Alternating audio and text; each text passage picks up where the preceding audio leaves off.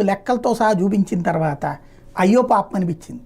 ఏంటయ్యా అంటే ఒక ఊళ్ళో ఓ ప్రోగ్రాం జరిగింది అనుకోండి, గవర్నమెంట్ ప్రోగ్రాము.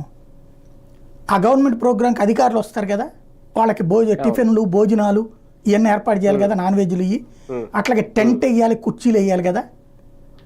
ఇవేమి ప్రభుత్వం డబ్బులు పెట్టదు, లోకల్గా ఎంఆర్ఓకి చెప్పేస్తాయి. ఎంఆర్ఓ ఆర్ఐకి చెప్పేస్తాడు. ఆర్ఐ ఈ రేషన్ షాప్ డీలర్కి అప్పచెప్తాడు ఆ పని.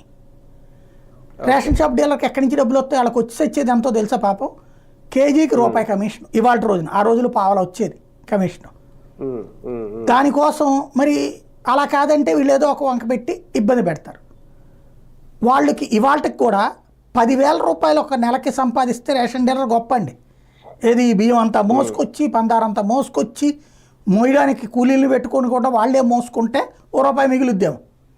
లేకపోతే వాళ్ళకి 5,000 10,000 కూడా రావు.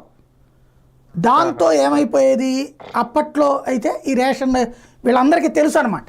తెలిసి ఈ ఖర్చు అతనితో పెట్టించారు కాబట్టి అవి తగ్గించి కొనుక్కోవడానికి, తగ్గించి అమ్మడానికి ఒప్పుకునేవాళ్ళు. అలాంటి సరుకుని ఈ బ్రోకర్లు తీసుకెళ్ళి అమ్ముకునేదాన్ని మాఫియా అంటారు.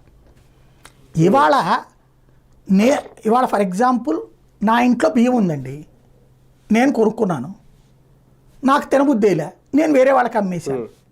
ఇది